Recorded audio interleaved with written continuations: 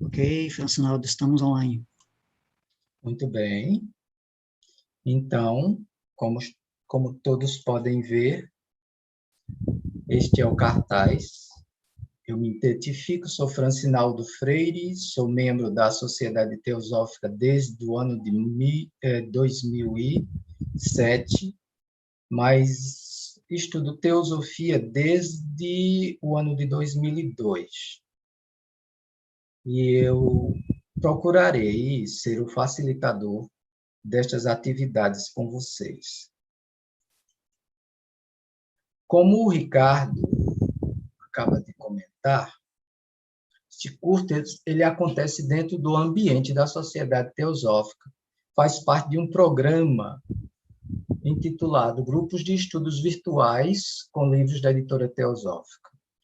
Essa atividade começou agora, na pandemia, porque muitas lojas, aliás, todas as lojas e grupos não puderam mais se reunir presencialmente. Então, nós tivemos de tomar essa iniciativa que acabou sendo benéfica. Então, só reforçando o que foi dito por Ricardo, em ambiente remoto é vital manter os microfones no mudo durante as exposições, utilizar o chat, a aba de conversa de texto, com cortesia, formulando perguntas pertinentes dentro do tópico em consideração. Então, as aulas, sempre que possível, nós esperamos que todas elas serão posteriormente disponibilizadas numa plataforma de vídeo na internet acessível. Sejam todos bem-vindos. Vamos começar falando sobre a Sociedade Teosófica e seus objetivos. Eu peço desculpas a quem já é membro de longa data da Sociedade Teosófica e já conhece o conteúdo.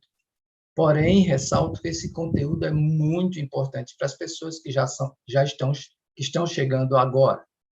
Por isso, não posso me furtar ao dever de falar um pouco sobre isso. Então, a Sociedade Teosófica foi fundada nos Estados Unidos em 17 de novembro de 1885. E no dia de sua fundação, se destacaram duas pessoas que estavam ali presentes e, mais tarde, continuaram com o trabalho. A senhora Helena Petrovna Blavatsky e o coronel Henry Stillwater, seu primeiro presidente. Também estava presente uma pessoa de nome William Quan Judge, que foi muito importante mais tarde no movimento. Em 1878, em abril, em 1878, o coronel Wolcott e a senhora Blavatsky foram para a Índia. Em 3 de abril de 1905, a Sociedade Teosófica Internacional foi estabelecida no bairro de Adyar, na cidade de Chennai, Madras. Ela permanece lá até agora. Ela já tem mais de um século de existência. Ela opera em mais de 60 países em todos os continentes. Está organizada basicamente em seções nacionais e esta se divide em lojas e grupos de estudos. A maioria dessas lojas e grupos realiza reuniões públicas com palestras, cursos e debates e outros eventos deste tipo. Agora, com o afrouxamento das medidas anti-Covid, algumas lojas já estão retomando suas atividades, então estejam atentos na sua região, na sua localidade, à existência de uma loja ou um grupo, para que vocês possam participar, porque estudar em grupo é bem mais interessante e bem mais motivante. As atividades de confraternização entre os membros e simpatizantes, elas acontecem em conformidade com os 3 objetivos declarados da sociedade. Em geral, lá vocês vão encontrar bibliotecas que facilitam o estudo e pesquisa. Não há religião superior à verdade é o lema da Sociedade Teosófica. Traduz de alguma forma Satya Nasti para Dharma, onde a palavra Dharma, traduzida por religião, também significa outras coisas. Doutrina, lei, dever, direito, justiça, virtude. Então, em sentido amplo, o lema da AST afirma que não há dever ou doutrina superior à verdade. Primeiro objetivo da Sociedade Teosófica, desde os primeiros dias de sua fundação e ainda no século passado, a AST estruturou-se sobre o amplo princípio humanitário da fraternidade universal. Uma instituição que se fizesse conhecida em todo o mundo e cativasse a atenção das mentes mais elevadas. Encontra-se nos escritos daqueles primeiros tempos a afirmação de que, abre aspas, é a humanidade que é a grande órfã, a única deserdada sobre a terra, e é dever de todo homem capaz de um impulso altruísta fazer algo, por menor que seja, pelo seu bem-estar. Por esta razão, o seu primeiro objetivo está formulado da seguinte maneira: formar um núcleo da fraternidade universal da humanidade, sem distinção de raça, credo, sexo, casta ou cor. Dentro deste ambiente de fraternidade, vem o segundo objetivo: encorajar o estudo comparado de religião, filosofia e ciência. E o terceiro, investigar as leis não explicadas na natureza e os poderes latentes no homem. Para tanto, a liberdade de pensamento é essencial, porque esta investigação da verdade só pode ser, de fato, empreendida numa atmosfera de liberdade. A AST assegura aos seus membros o direito à plena liberdade de pensamento e expressão, dentro dos limites da cortesia e da consideração para com os demais. Porque a Sociedade Teosófica está espalhada por todo o mundo, e seus membros, eles são oriundos de todas as religiões, ou eles não têm nenhuma religião. E os que têm religião aderiram à sociedade sem renunciar aos seus dogmas, ensinamentos e crenças e de suas respectivas fés. Portanto, a Sociedade Teosófica não enfatiza qualquer doutrina, opinião que seja como superior às outras. Nem é possível que dentro da Sociedade Teosófica alguma opinião seja ensinada ou sustentada por quem quer que seja e esteja de algum modo constrangendo qualquer de seus membros. Nenhuma opinião que qualquer deles não esteja livre para aceitar ou rejeitar. Então, a Sociedade Teosófica em si, ela não ensina nada. Ela reúne esses conhecimentos que são chamados pelos sábios de teosofia e torna disponível. E as pessoas, elas estão em plena liberdade para investigar, aceitar ou rejeitar. A sociedade também, ela prima pela independência, uma vez que a fraternidade, o universo e a sabedoria são indefiníveis e ilimitadas, e desde que há completa liberdade de pensamento e ação para cada membro da sociedade, que busca sempre manter seu próprio distintivo e único caráter, permanecendo livre de filiação ou identificação com qualquer outra organização, e totalmente neutra quanto aos assuntos político-partidários do mundo secular. Vamos falar um pouquinho de teosofia agora, dentro do texto que a maioria das pessoas recebeu.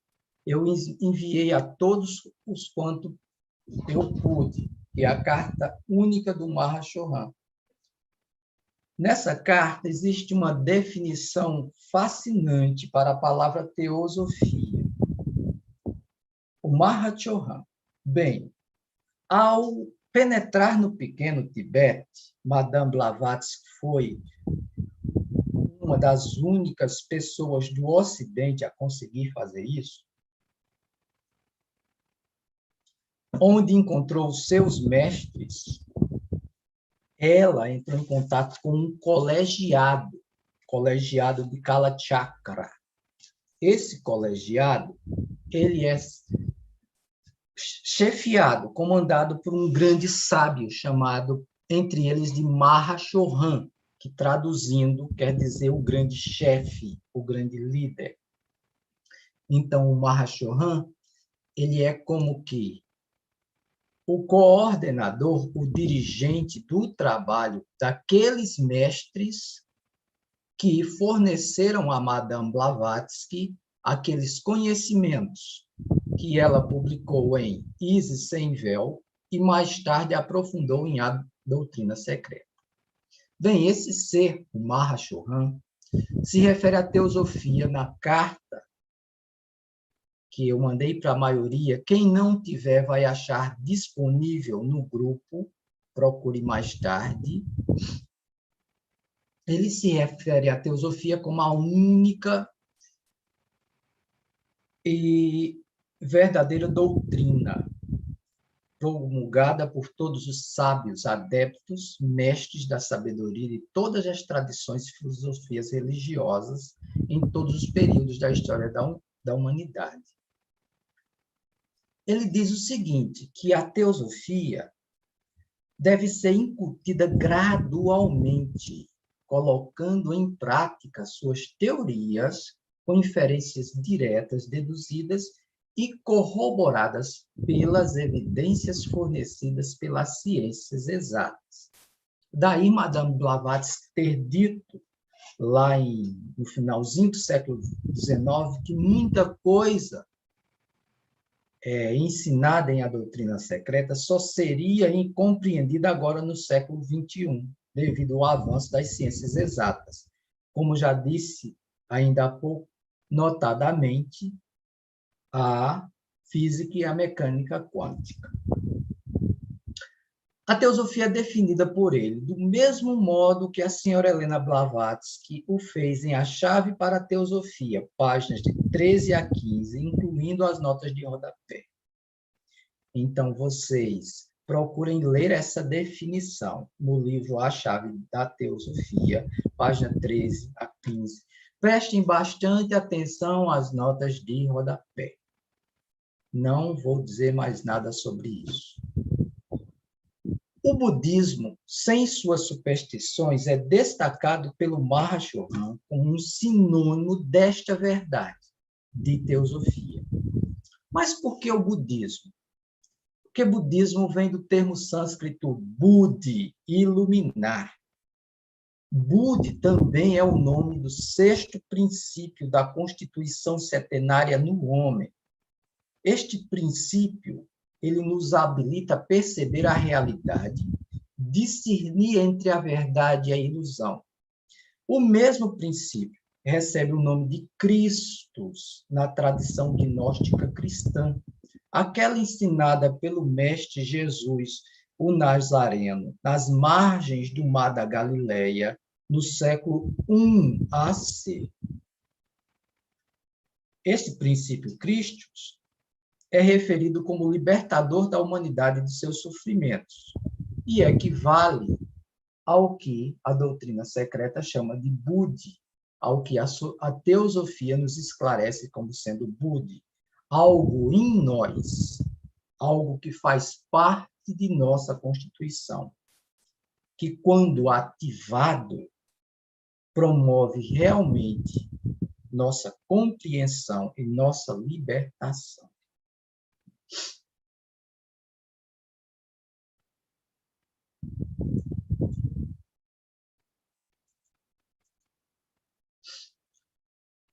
O Mahashohan continua em sua carta.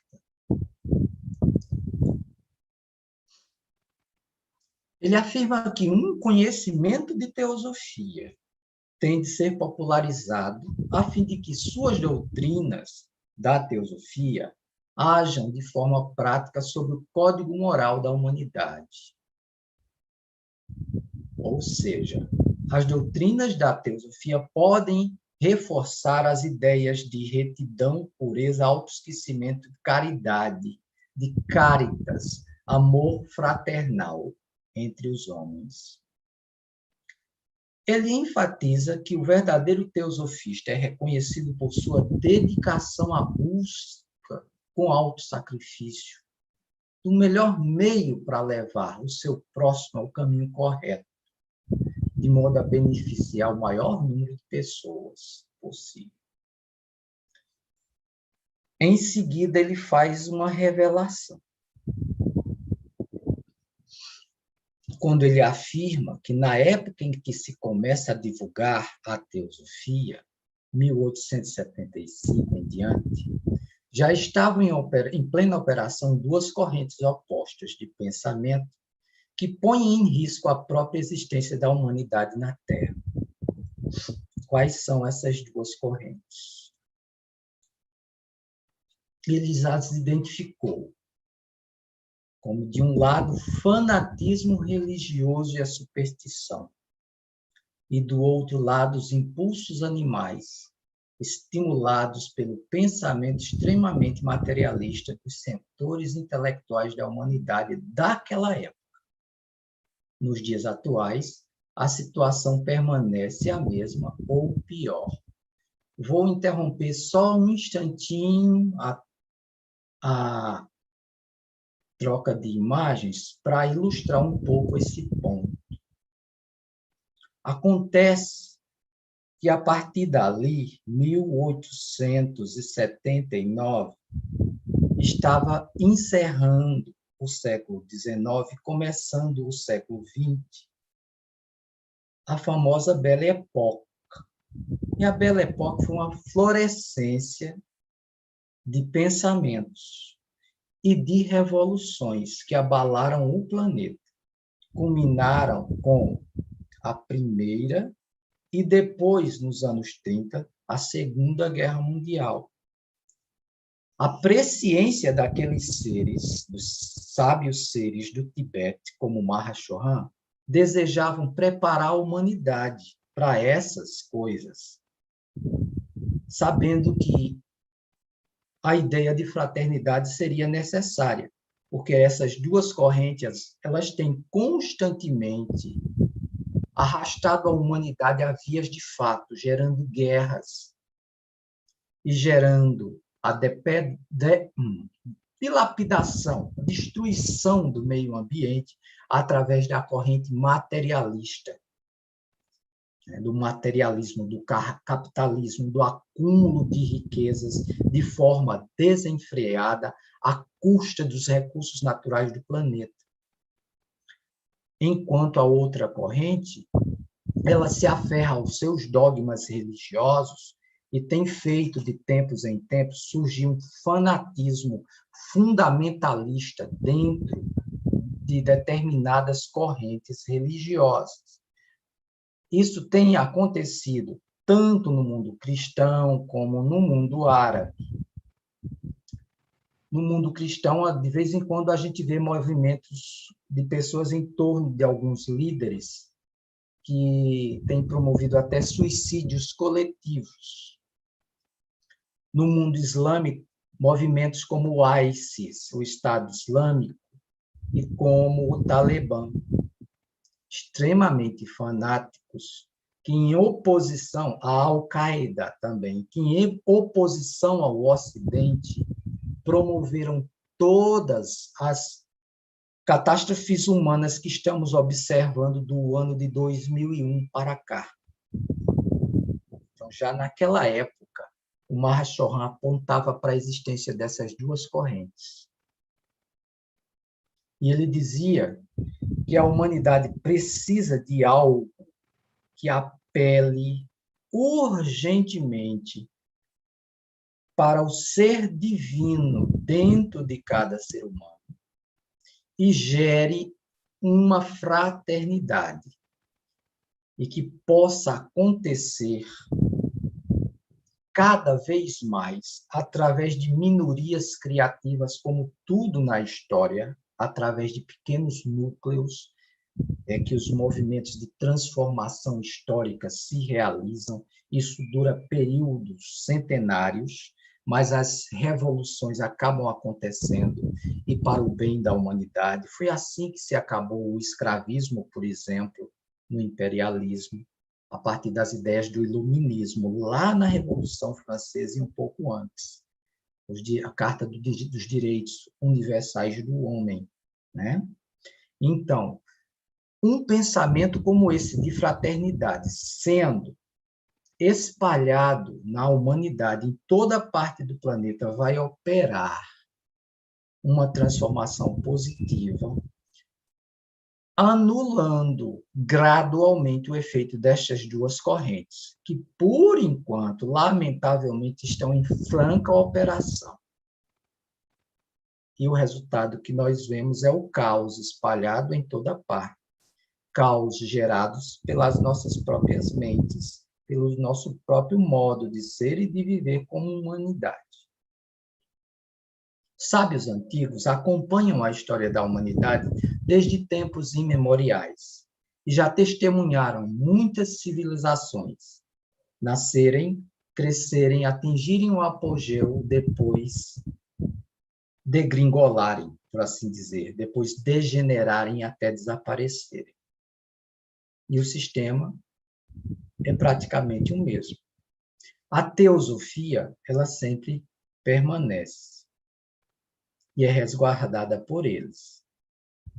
E nós, ao nos identificarmos com nossa porção imortal superior, podemos também contemplar aquilo que há de imortal em nós. E podemos até construir com nossas próprias mãos a nossa própria liberação, que um dia nos levará à nossa libertação. Salvação na linguagem cristã. Salvação de quê? Do ciclo de nascimentos e mortes que gera o sofrimento. Voltando um pouco ao compartilhamento.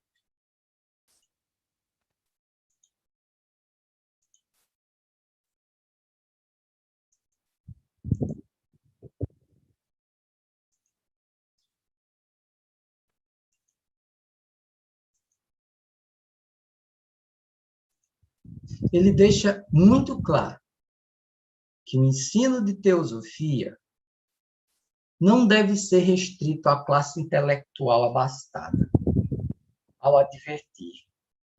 Não deveríamos nos dedicar a ensinar a alguns poucos europeus, muitos deles carregados com as dádivas de uma fortuna imerecida, a explicação racional dos fenômenos de campainha soando no ar, da materialização de xícaras, do telefone espiritual e da formação do corpo astral, e deixar os numerosos milhões de ignorantes, pobres e desprezados, humildes e oprimidos, tomar conta de si mesmo e de sua vida futura da melhor forma possível? Nunca. Antes pereça a sociedade teosófica com seus dois infelizes fundadores internos, no caso, os mestres Moria e Kuthumi, não os externos, a senhora Blavatsky, o coronel Wolcott, e havia outros, foram 15 no total na primeira reunião de fundação.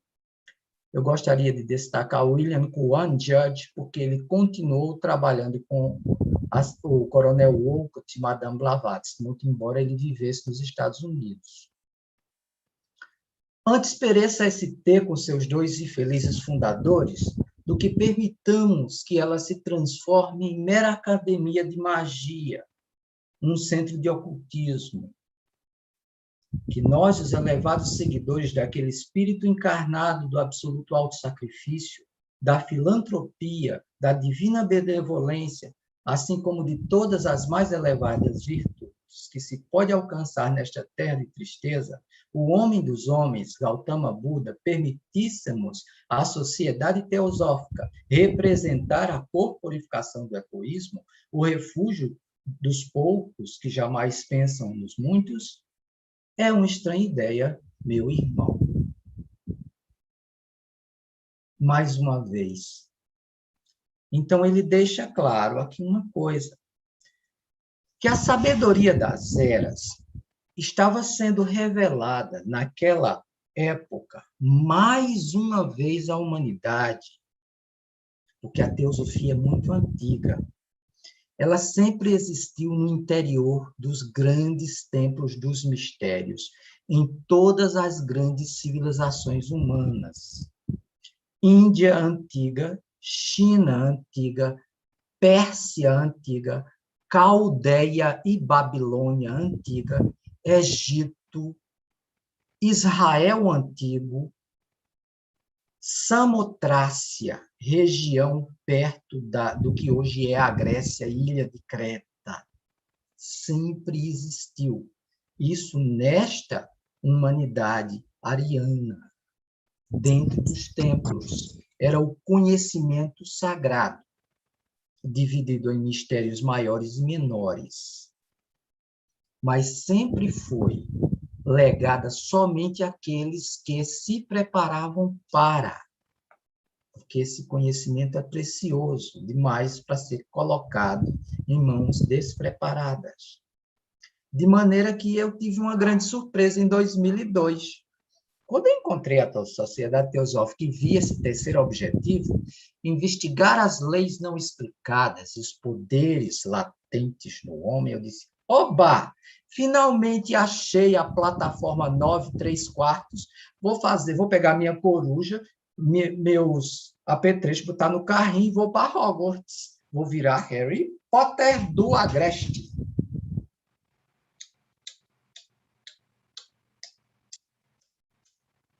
Nada disso. Quando muito, a teosofia nos confere hoje poder sobre essa natureza humana que nós temos. E é muito poder. Poder sobre os nossos desejos, pensamentos e ações. Poder de desenvolver em nós valores e virtudes que tornam nossa vida melhor. O místico cristão iniciado, Saulo de Tarso, mais tarde chamado de Paulo, considerado apóstolo pela Igreja, escreveu numa carta aos Gálatas que estas coisas são frutos do Espírito. Autodomínio, paciência, benevolência, capacidade de suportar sofrimento sem reclamar, contentamento. O Senhor Buda chamou de paramitas, ou perfeições, generosidade, bondade, esforço, resiliência, sabedoria espiritual, discernimento, visão clara, autocontrole, autodomínio, força de caráter, um intelecto ardente, uma mente aberta, uma capacidade de olhar as coisas e chegar ao cerne do que está por trás das coisas e saber se posicionar da melhor forma para evitar causar sofrimento a si e aos outros. Estes são os poderes disponíveis no momento. E são muitos, são os poderes da alma, não outros. Mas Madame Blavatsky era uma iniciada.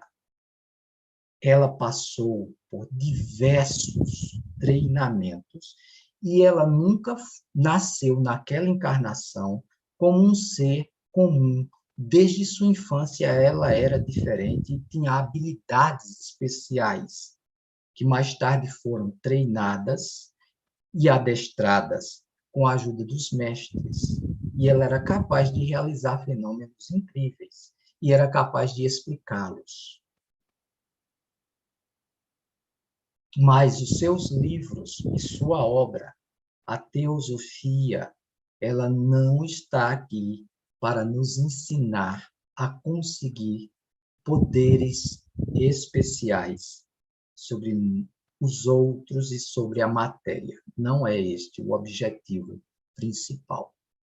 O objetivo é nos ensinar a fraternidade, nos ensinar a descobrir a verdade sobre o mundo que nos cerca, através do estudo de religião comparada à filosofia e ciência, e nos ensinar a entender nossas capacidades latentes e as leis que operam por trás da natureza, para que possamos organizar nossas vidas segundo elas.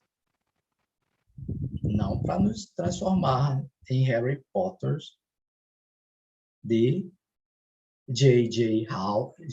Rowling, ou com menos em Gandalf de Tolkien. É mais profundo, é um sistema de ética, é um modo de vida, compassivo, transformador. Mas o estudo da teosofia nos revela muito, muito sobre a natureza da humanidade e sobre o universo. O Sr. William Quan Judge, em uma obra intitulada O Oceano da Teosofia, que é também uma das maneiras de estudar a doutrina secreta, mais tarde, em aula posterior, falarei mais sobre. Lá ele diz que a teosofia é como um oceano. Em suas margens, um bebê pode ficar a brincar em segurança, mas lá na frente existem profundidades onde até um gigante se perderia, morreria afogado.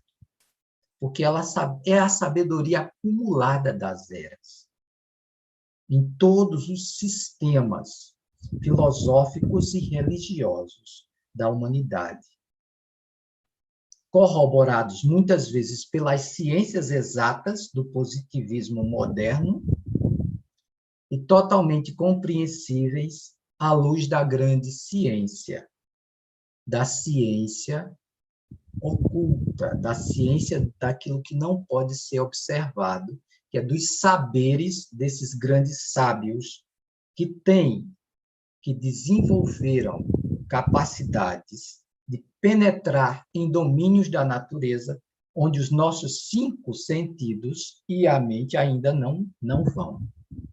Madame Blavatsky era um desses seres.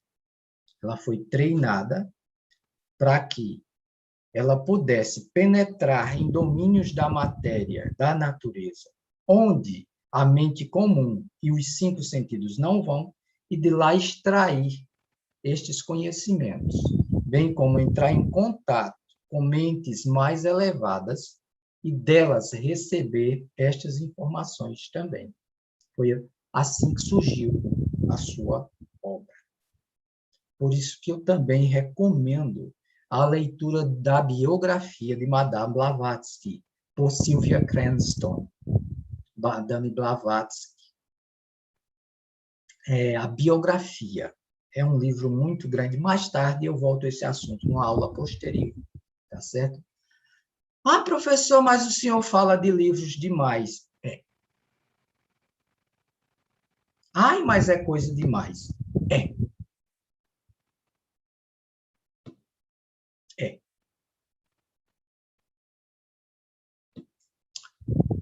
Eu venho estudando a doutrina secreta, vai fazer 20 anos. Já fez 15 ou 16. Eu comecei a estudar sozinho, em 2003. Mas depois começamos a estudar em grupo, no grupo Sírios e na loja Sírios, por volta de 2006, 2007. E temos estudado desde então. E eu acho que eu terminarei essa encarnação ainda estudando e aprendendo muito sobre a doutrina secreta. Retomando o compartilhamento.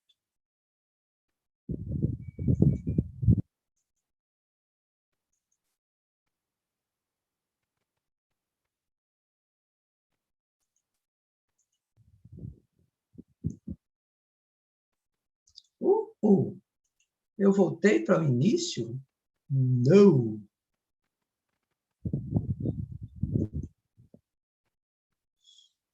Isso. Agora sim.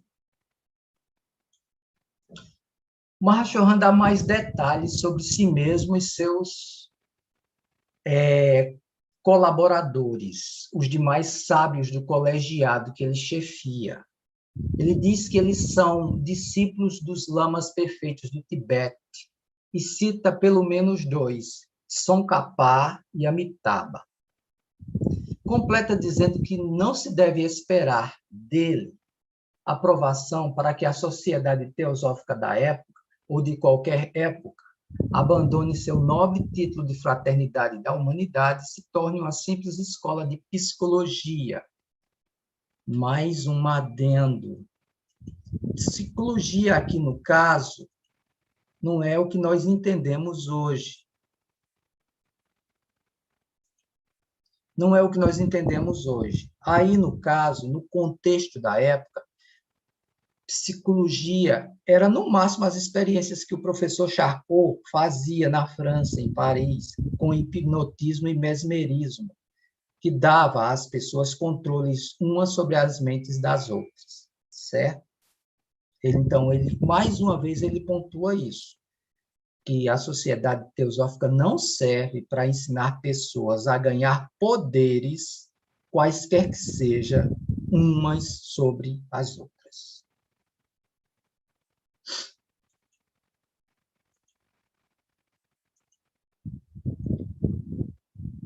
Ele diz que será ricamente recompensada a pessoa que os auxiliarem aos mestres, aos que promovem a teosofia, efetivamente na divina tarefa de propagar os ideais da teosofia, principalmente a fraternidade, pelas razões que nós já comentamos. Ela é muito necessária ao gênero humano. Nunca foi tão necessária. Este período de pandemia que nós estamos vivendo veio para mostrar isso. Não fosse pela fraternidade, pelo sentimento de solidariedade de algumas pessoas, outras pessoas não estariam sobrevivendo. Enquanto muitas nós sabemos que, infelizmente, pereceram e estão perecendo. Ele finaliza com essas colocações. Para serem verdadeiras, a religião e a filosofia têm de oferecer a solução de todos os problemas. Que o mundo esteja moralmente em tão má condição é uma evidência conclusiva de que nenhuma de suas religiões e filosofias, aquelas das raças civilizadas menos do que qualquer outra, jamais possuíram a verdade. Na carta, vocês vão notar que ele é bastante crítico contra o clero da cristandade, porque este clero ele insiste em ensinar dogmas vazios às pessoas e assustá-las com um Deus antropomórfico e vingativo e com infernos e danações, ao mesmo tempo que não as ensina qualquer coisa sobre sua natureza divina, sobre a real experiência do fenômeno morte, de modo a dirimir o medo. Aliás, eles estimulam o medo e a superstição, tornando as pessoas cativas, passivas e amedrontadas, para serem facilmente dominadas. Então, ele diz que esses sistemas religiosos, quaisquer que sejam, eles falharam. É verdade que ele coloca o budismo em alta conta na carta, mas ele também admite que o budismo exotérico com X é permeado por superstições. O que ele realmente se refere é uma coisa chamada budismo esotérico. Alguns budistas rejeitam esta ideia, dizendo que não existe tal coisa como budismo esotérico. Madame Blavatsky, porém, afirma que sim que existe, porque o que ela aprendeu foi, de certa forma, um budismo esotérico, porque o colegiado de Kalachakra não tem relação direta com pessoas do budismo tibetano, como, por exemplo, o Dalai Lama. Dalai Lama, ele não está diretamente ligado ao colegiado de Kalachakra. O Panchen Lama estaria.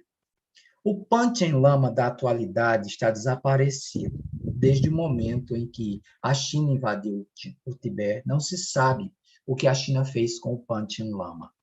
O Panchen Lama seria uma maneira de chegar ao colegiado de Kalachakra e a esse círculo interno do budismo que nos deu a doutrina secreta através de Madame Blavatsky. Então, a doutrina secreta, ela vem do budismo? Sim, ela vem do budismo esotérico, de uma antiga escritura chamada Livro Secreto de Dzyan. Ela foi retirada do mesmo lugar de onde foi tirado a voz do silêncio. Existe uma parte chamada Livro dos Preceitos de Ouro. Esta parte, a voz do silêncio, Madame Blavatsky decorou de cor e, antes de morrer, nos ofereceu. É um poema lindíssimo e ele é o coração da doutrina secreta, porque ele mostra o caminho da peregrinação da alma até se tornar um ser realizado, um ser livre da roda de nascimentos e mortes.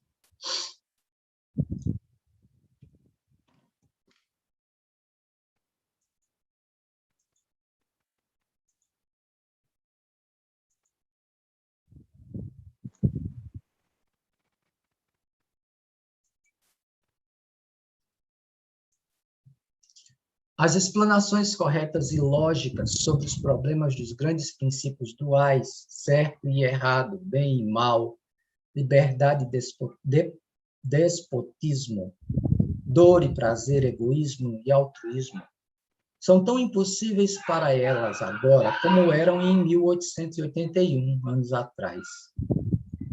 Elas estão tão longe da solução quanto sempre estiveram, mas deve haver em algum lugar uma solução consistente para esses problemas. E se nossas doutrinas provarem sua competência em oferecê-las, então o mundo será o primeiro a confessar que esta deve ser a verdadeira filosofia, a verdadeira religião, a verdadeira luz, a qual dá a verdade e nada mais que a verdade. Esta, no caso, a Teosofia. Na mesma carta, Mahashohan diz que o budismo exotérico, com X, pelo menos já nos oferece um caminho plausível, representado aqui pela roda do Dharma, onde teremos a compreensão correta, o pensamento correto, a fala correta, a ação correta, o meio de vida correto, o esforço correto, a plena atenção correta e a concentração correta como maneiras de começarmos a controlar nossas mentes para que ela pare de gerar tanta dor e sofrimento para nós e para os outros.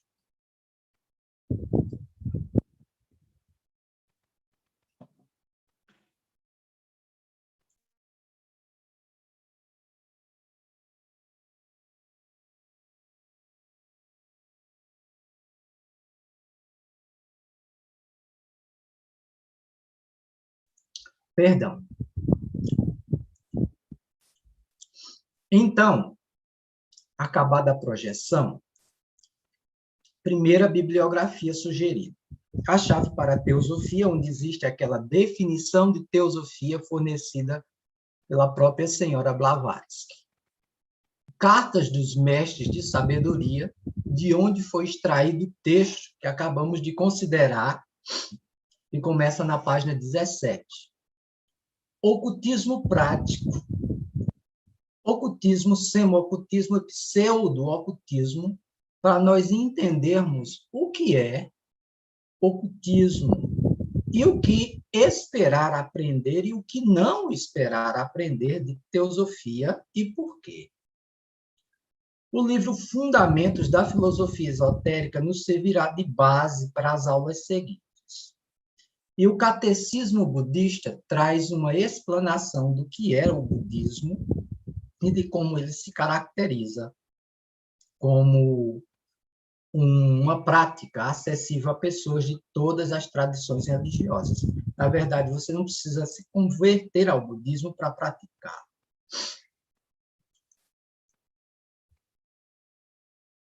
Então, nos restou alguns minutos para algumas considerações.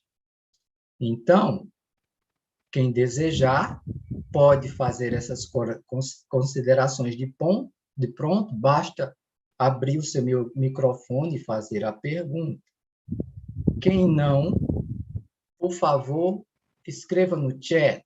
Ricardo, por gentileza, alguém escreveu alguma pergunta no chat? Pergunta até o momento não, relacionada à exposição do tema não. Certo. Então, quem tiver perguntas relacionadas ao tema, por favor, vamos começar uma... apareceu uma pergunta, mistérios menores e maiores. Bem, nos templos antigos, deixa eu escolher um grande templo como exemplo, só um, tá certo? O templo de Tebas, lá no Egito. Existia um sistema.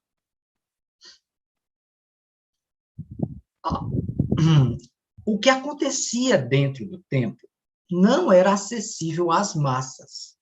As massas só se beneficiavam das grandes procissões e oblações que eram feitas pelos sacerdotes fora do templo. Dentro do templo, para receber instruções nos segredos da deusa Ísis, nos mistérios, havia 2 níveis.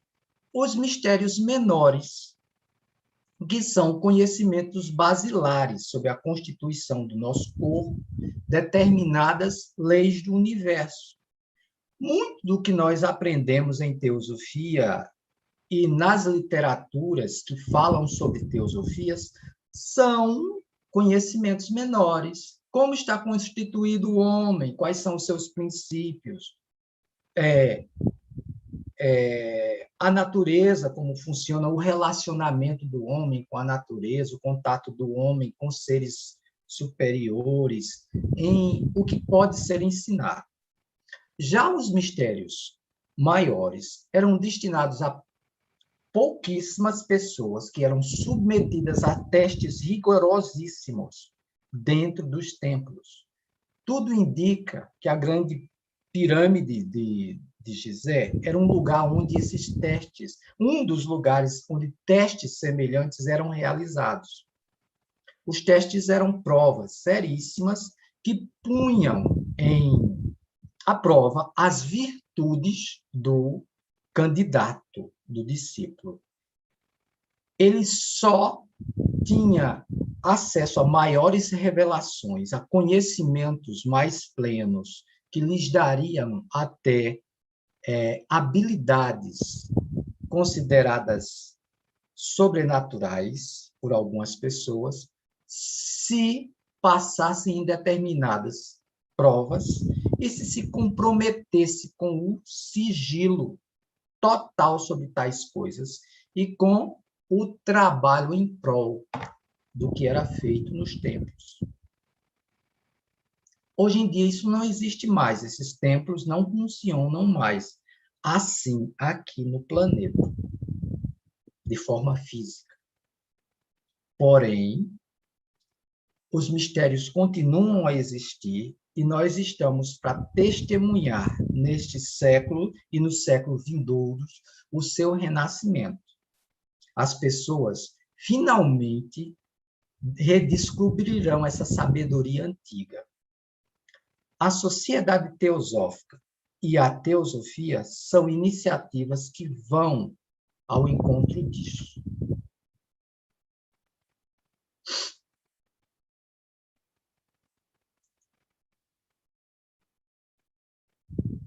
Madame Blavatsky, no início, fez muitas demonstrações psíquicas publicamente, mas os mestres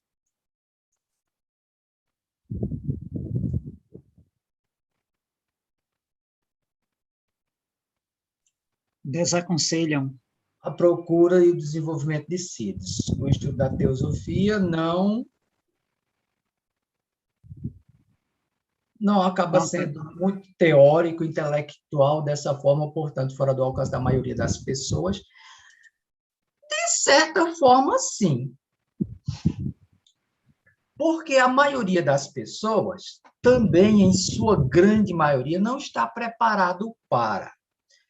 Existe uma verdade sobre a evolução da humanidade no planeta. Ela acontece de forma assimétrica. Existem pessoas em níveis diversos de evolução. Existem almas muito novas, almas bebês. Essas almas bebês, esses egos bebês, raramente procuram tal tipo de conhecimento. Mas os que procuram, se insistirem em bater, abrir-se-á a porta. E estes que procuram, por esforço, com o tempo, começam a comprovar essas realidades, de maneira que aquilo que está sendo estudado deixa de ser tão teórico para eles. Existe agora, um esforço de revelar a teosofia de uma forma mais acessível.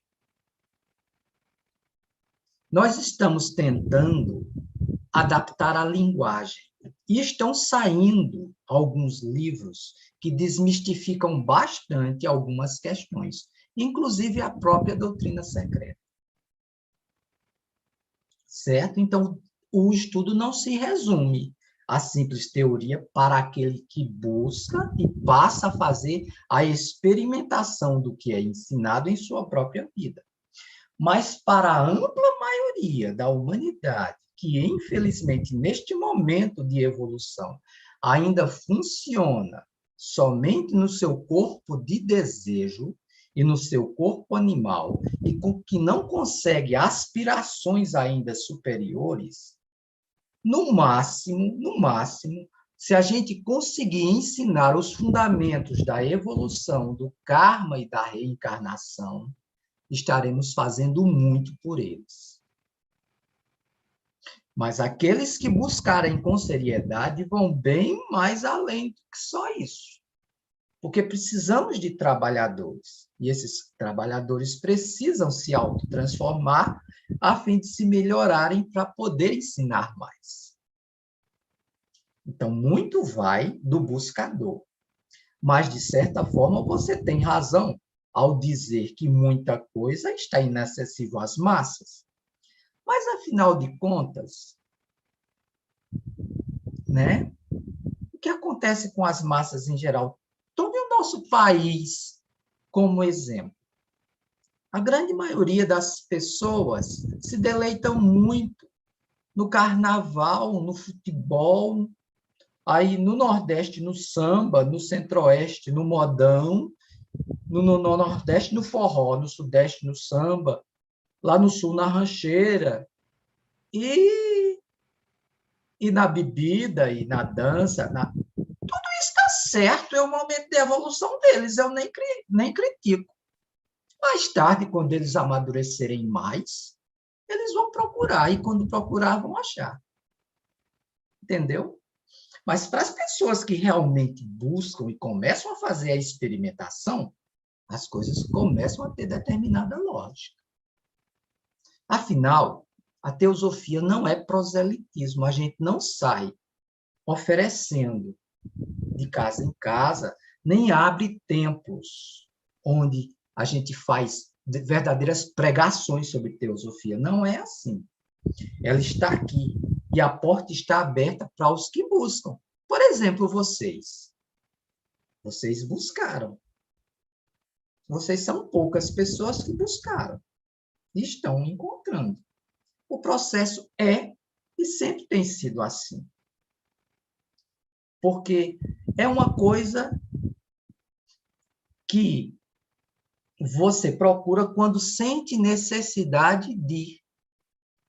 Embora o contato com isso seja tão benéfico que, sinceramente, a gente que divulga Ser é totalmente de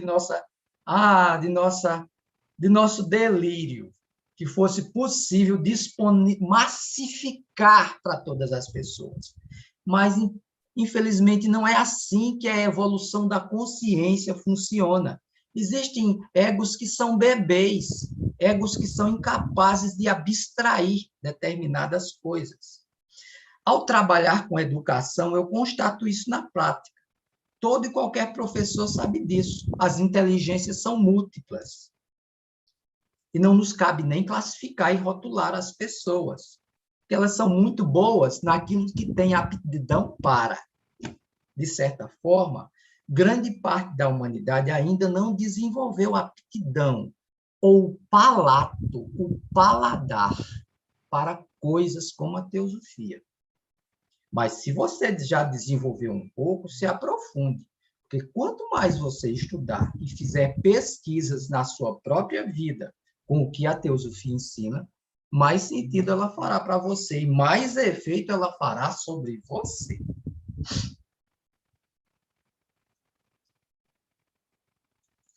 Ricardo, Tem outras perguntas aqui, Francinaldo. Tem a pergunta do Milton Maia. Tem umas 3 ou 4 aqui que chegaram. O Milton Maia pergunta, por gentileza, qual é o conceito de caridade para a teosofia? É o mesmo que compaixão. Compaixão universal. Na linguagem do budismo, bodhicitta. A mente de compaixão universal. A mente que sente a dor do mundo e que sente a dor de todos os seres e que almeja trabalhar pela libertação de todos os seres, de modo a viver sem causar dor a nenhum ser vivo. É por isso que entre os teosofistas é muito comum a adoção de um modo de vida vegetariano e vegano, por exemplo, o que não é um dogma, nem ninguém é obrigado a, mas é recomendado. E é recomendado, especialmente para com o ser humano, que a gente desenvolva verdadeira tolerância, verdadeira capacidade de se pôr no lugar do outro, disposição de conversar, de dialogar, de dirimir e acolher as diferenças, de maneira a conciliar, porque até mesmo na busca da verdade, ela só acontece com o contraditório, quando diferentes pontos de vista são postos para dialogar em paz. Quando um vê o ponto de vista do outro, embora não concorde, às vezes o cruzamento das ideias faz com que A e B aprendam e ampliem sua compreensão de qualquer coisa, que se não fosse assim estaria limitada. Então, o altruísmo, o profundo amor genuíno de coração por tudo que vive, em especial por nossos irmãos, os seres humanos, nossos irmãozinhos, os animais, os vegetais pelo planeta. Tudo isso é um reflexo de Bodhicitta, e tudo isso é um sinônimo do que foi chamado de caritas, amor ágape, o amor fraternal, o amor incondicional e altruísta que a tudo contempla.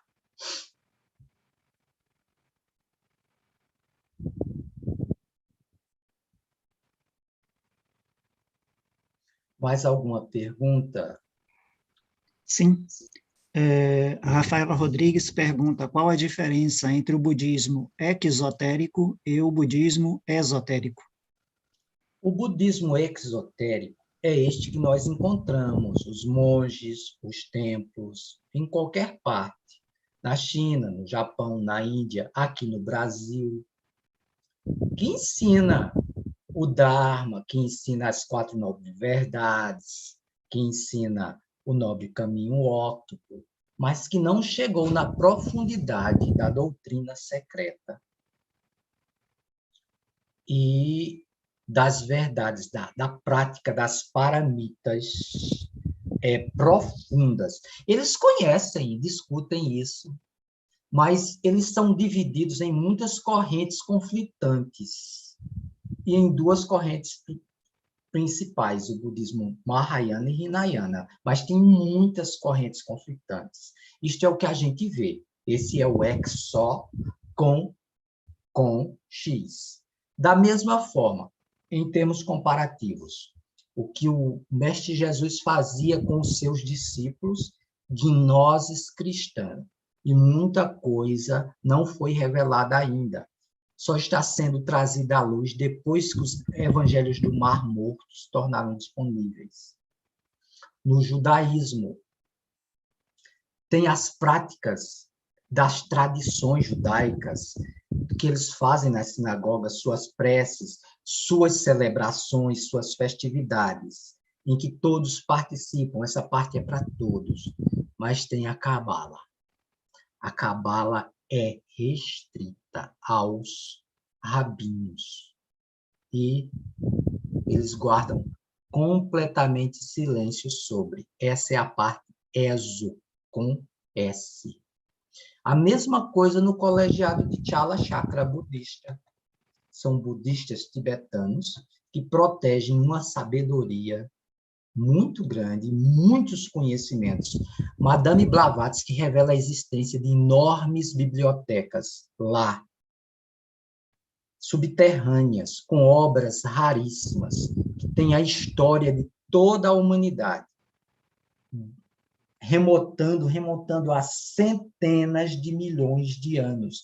Civilizações perdidas há muito tempo, que ela faz referências no segundo volume de A Doutrina Secreta.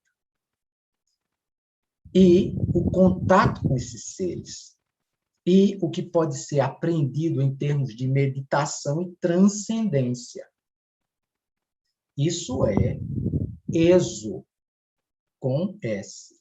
Enquanto que o que acontece nos templos e o que a gente observa, o que a gente lê sobre budismo nos livros normalmente, é exó com X. Da mesma maneira, o que o padre celebra na missa, exó com X, mas o que significa cada ritual daquele, que remonta desde o Antigo Egito, coisas que o padre faz na missa, são reproduções de cerimônias que eram feitas no Antigo Egito. E para que a gente não sabe. Mas o católico fervoroso, quando ele entra na missa, ele entra de um jeito. E quando ele sai do outro, de outro jeito, porque é feito um trabalho espiritual completo nos corpos da pessoa durante a celebração da missa. E esse trabalho é esotérico, com S. E, às vezes, muitos dos padres que ministram não sabem. Porque a igreja não ensina nem a todo padre o que significa. E nós sabemos que o acesso à biblioteca do Vaticano é restrito. É esotérico, com S. Aliás, o Vaticano tem um lado muito esotérico. Muitas coisas acontecem ali que a gente não tem a menor ideia. Também. Como no colegiado de Kalachakra budista.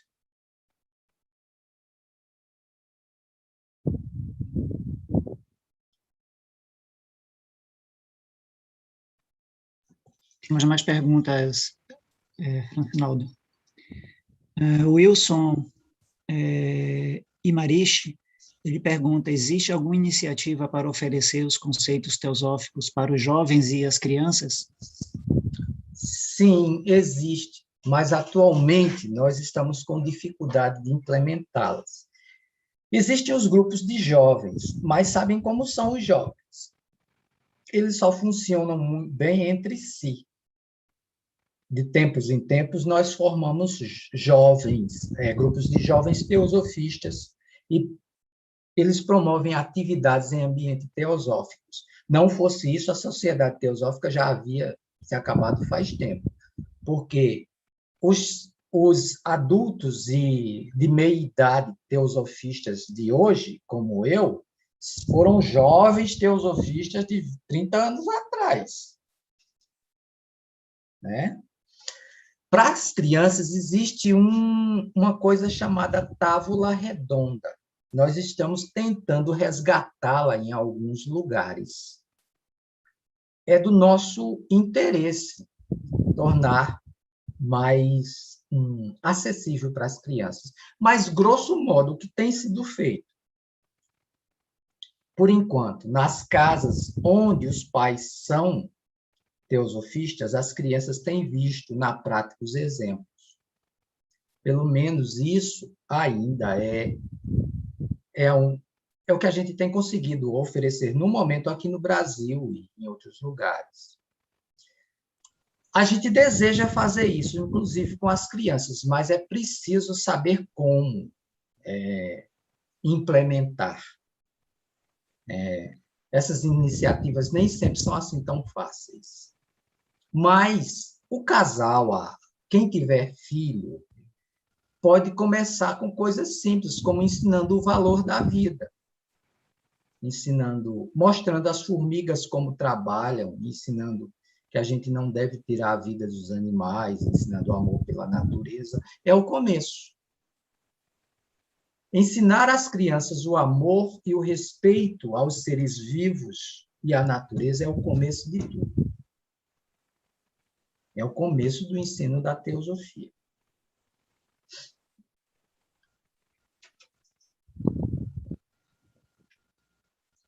Francinaldo, você me permite um comentário a respeito dessa questão aí sobre as iniciativas da Sociedade Teosófica para o ensinamentos teosóficos para jovens e crianças? Existe um núcleo já constituído dentro da Sociedade Teosófica que está estudando, exatamente se preparando para que futuramente possa ser implementado a seguinte iniciativa, a formulação de escolas, digamos assim, sustentadas por uma pedagogia que abraça os ideais e os valores teosóficos, ok? Então, seria uma escola que ensinaria matemática, que ensinaria línguas, que ensinaria geografia, que ensinaria ciências, como toda escola tem a obrigação de explanar os temas, né, do currículo, né, nacional dos ensinamentos, dos conhecimentos. Mas, aliado a isso não, esses conhecimentos, essa transferência de conhecimentos, ela seria conduzida através de uma pedagogia teosófica. Então, isso está sendo estudado, isso está sendo preparado, mas como o Francinaldo disse, não é uma coisa simples e não é uma coisa que dá para fazer num estalar de dedos, mas vamos torcer para que em breve isso ocorra. Que bom, boas notícias. Sim, existe um grupo de estudo que vem discutindo essas ideias. O Ricardo acabou de perguntar isso aqui no chat. Mas tem umas duas perguntas e dois comentários aqui um deles é bastante longo. Deixa eu trazer aqui, deixa eu puxar o chat. O Luiz Carlos Rigonato, ele fez o seguinte comentário, Francinaldo. Eu creio que a parte prática na teosofia, no início, é o esforço de melhorar o caráter, praticar o altruísmo, a meditação, a busca do eu superior, que é o nosso verdadeiro eu, além de muitas outras práticas sugeridas, por exemplo, no livro Ocultismo Prático. Temos também o livro Aos Pés do Mestre, com uma infinidade de preceitos para praticar levaríamos muitas vidas, né? Se formos querermos praticar esses preceitos, essas considerações à perfeição, né? Muitas vidas. Tem ainda tudo aquilo que nos traz a voz do silêncio. Enfim, na verdade, a parte teórica existe, mas a parte prática, para quem quiser realmente levar adiante, é muito grande. Falo isso de experiência própria. Passei por muitas escolas esotéricas. Muito bem, ele disse tudo no final. Passei por muitas escolas esotéricas e vim encontrar a prática no dia a dia somente quando conheci a teosofia. Tudo na teosofia é praticável no dia a dia e pode mudar radicalmente nossa maneira de ver e de viver no mundo. Né? Então, concluiu? Concluiu. Sim, desde que aconteça o que ele acabou de dizer perto do fim, desde que a pessoa queira adotar. Porque, veja bem, o que a teosofia revela não é muito diferente dos códigos morais presentes na tradição yoga, na tradição judaica, na tradição cristã, por exemplo, o Sermão da Montanha, na tradição budista, o Dhammapada, os sermões do Buda. Não é muito diferente. Agora, acontece que o que acontece na teosofia é que é desmistificada e a ideia do dogma é retirada. A ideia da existência de um Deus pessoal extracósmico inquestionável é removida. E a responsabilidade pelos atos da pessoa é colocada na mão da pessoa, através do ensino dos pilares, evolução, karma e reencarnação e ciclos.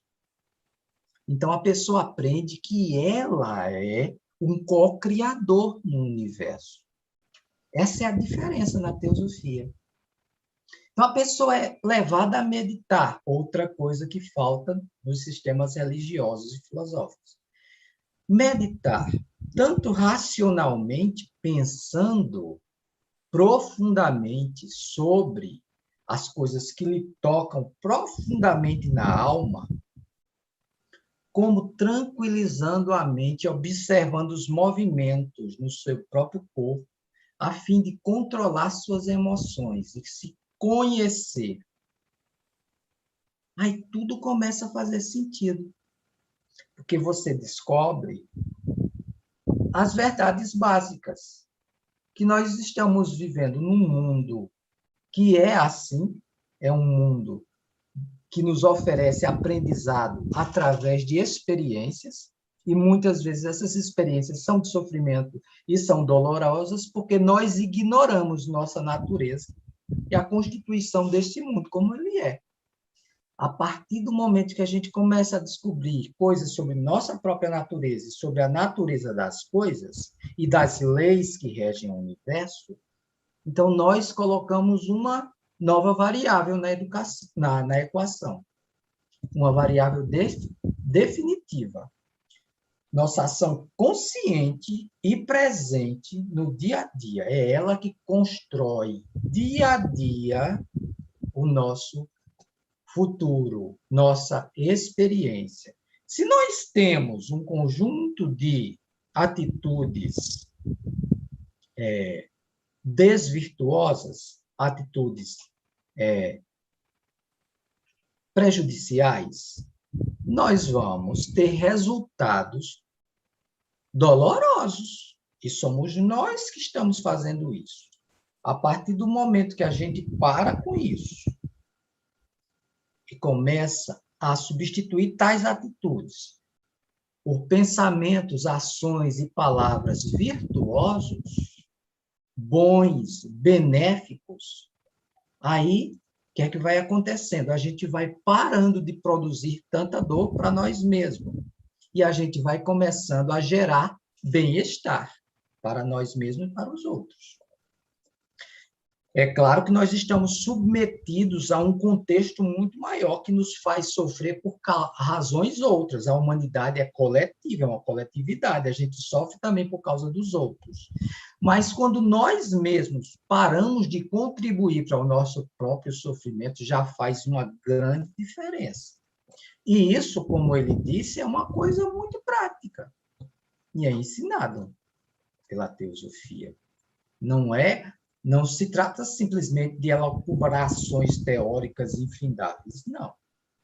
Essa parte é bastante prática.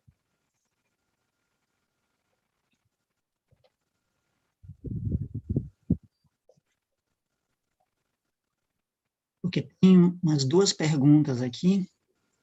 Tem uma consideração. O irmão Pedro, ele falou o seguinte, um comentário.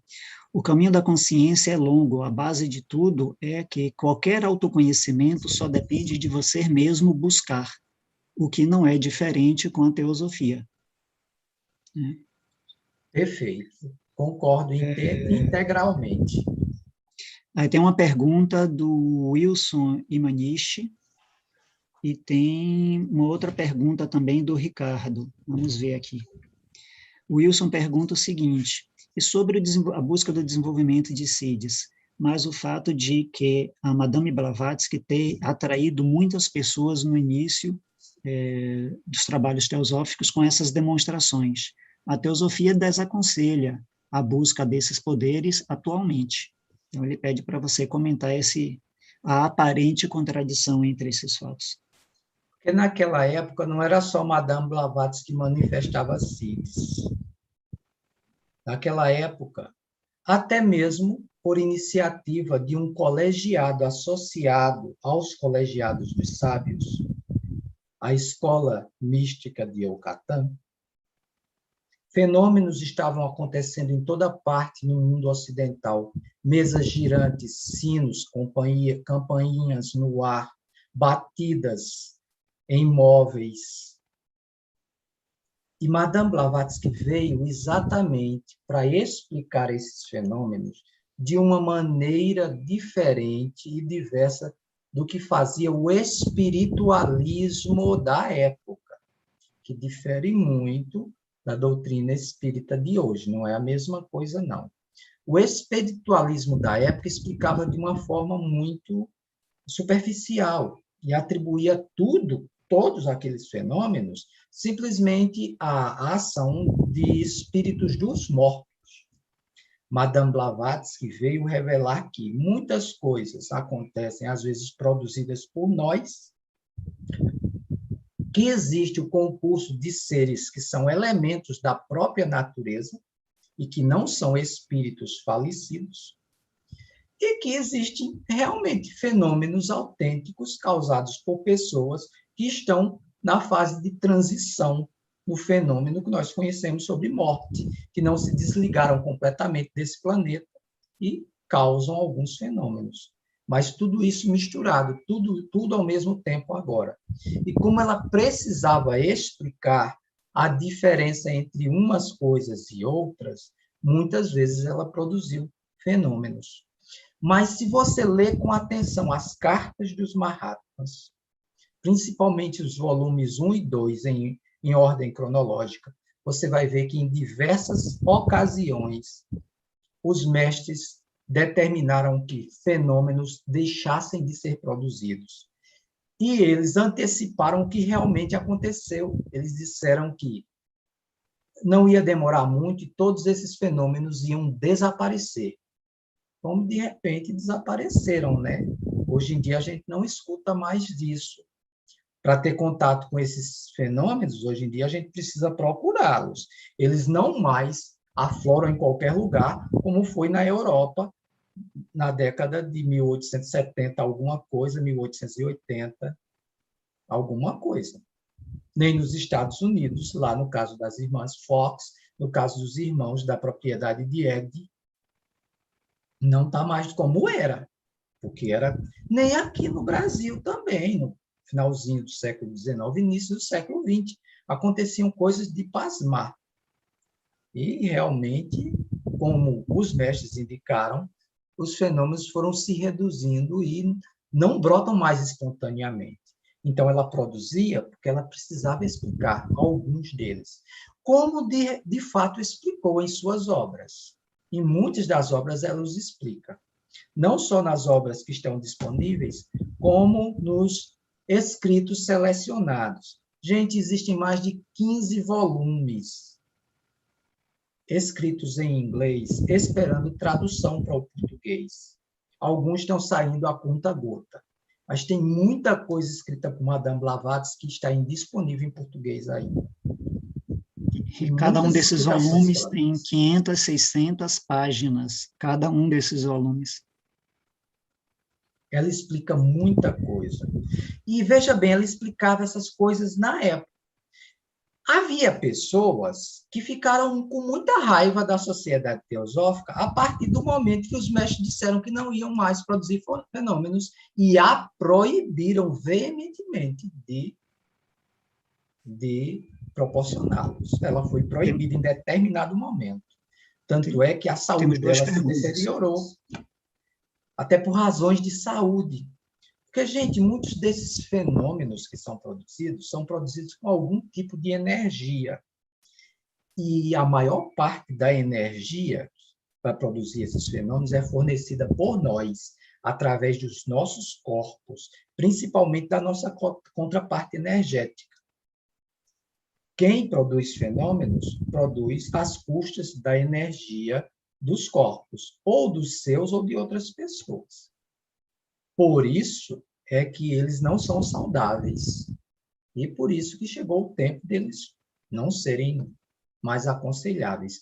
Mas naquela época era até necessário. Por quê? Por causa do positivismo. Gente, o positivismo ensinava coisas absurdas, ensinava que não tem nada de misterioso na natureza, não existe nada além do homem, que o homem é nada mais do que um animal e que o cérebro secreta pensamentos, assim como a vesícula biliar e o fígado secretam a bile. Acreditam nisso? Pois é, era o que ensinava o positivismo do final do século XIX, que a gente era um mero animal, que o pensamento era um subproduto biológico do cérebro, que não tinha essa história de alma, de espírito, não existia nada disso. E que, às custas disso, o homem podia fazer o que quisesse, todo tipo de experiência. E o resultado? A ciência ela teve que ser controlada pela ética. Foram os primeiros... É que a ética em ciência começou a agir. Não é bem assim. A ciência tem os seus limites. Porque a ciência começou a se deparar com coisas que ela mesma não consegue explicar também. Sobre essas coisas, ela mantém silêncio, porque ela não consegue explicar. A doutrina secreta fala sobre muito dessas coisas que a ciência não consegue explicar. E Madame Blavatsky, na época, precisou demonstrar para alguns céticos isso. Não dava para ser explicado com palavras, mas ela tinha desenvolvido os poderes e as organelas e a capacidade de conclamar determinadas energias e selecionar determinadas formas de matéria invisível e realizar determinados fenômenos, a fim de tentar dar uma evidência plausível para certas pessoas, com um determinado objetivo. Mas isso não durou muito. Chegou o tempo que os mestres disseram, parou. Assim como o mestre Jesus lá na Galileia, os fariseus, escribas e doutores do templo, dá-nos um sinal. Tu és aquele que há de vir? Ele disse, a essa geração nenhum sinal há de ser dado no seu sinal de Jonas.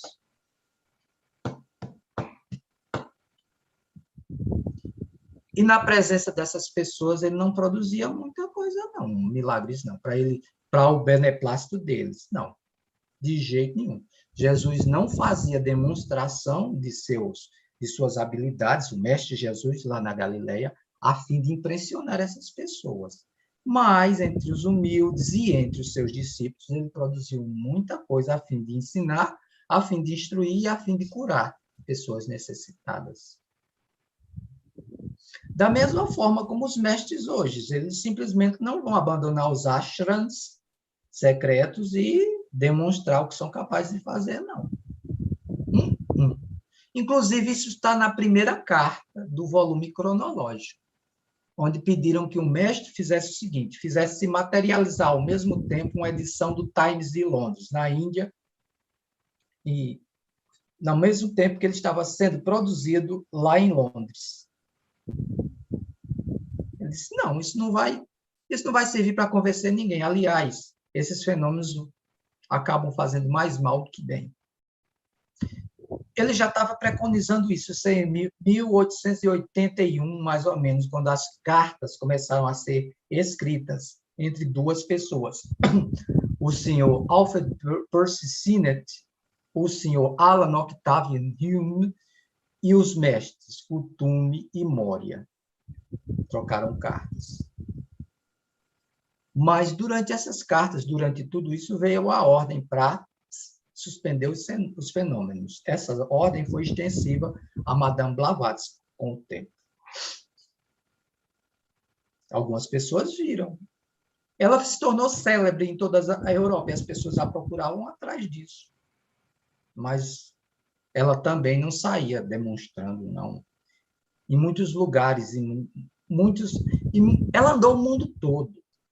Muito poucas pessoas a viram, mas ela andou pelo mundo todo, às vezes disfarçada, totalmente incógnita, a fim de estudar, a fim de observar e a fim de ter contato com mestres no interior de todas as tradições, no que resta daqueles mistérios em todo o planeta. Muitas vezes em segredo. Nem sempre ela demonstrava, não. Acontece que quem via alguma coisa falava, né? Como a gente diz aqui no Nordeste, ninguém pode falar a língua do povo.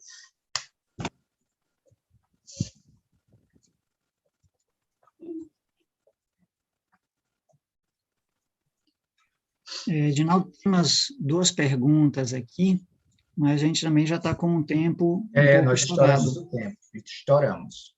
Uma pergunta temática mesmo, acho que a gente pode encaminhar ela para ser respondida lá no chat, né? No WhatsApp. Lá no grupo. Que é a pergunta seguinte, deixa eu pegar ela aqui.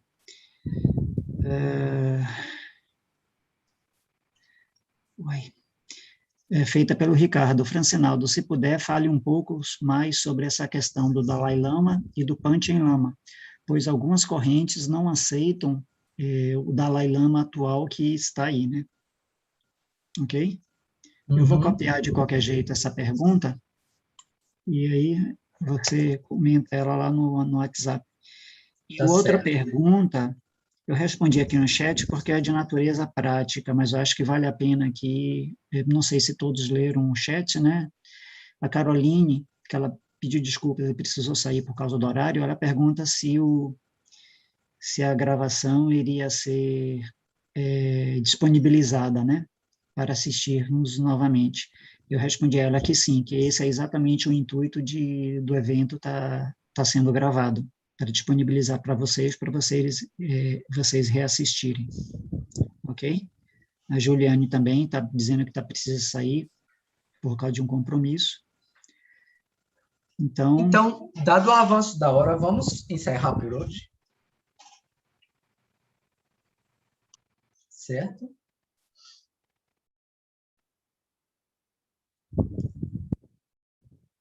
Ó vida oculta que vibras em cada átomo, ó luz oculta que brilhas em cada criatura, ó amor oculto que tudo abranges na unidade. Saiba todo aquele que se sente uno contigo, que ele é por isso mesmo uno com todos os seres. Paz, paz, paz. Em nome dos mestres de amor e de sabedoria, declaramos concluída a sessão de estudos de hoje do grupo Fundamentos de a Doutrina Secreta.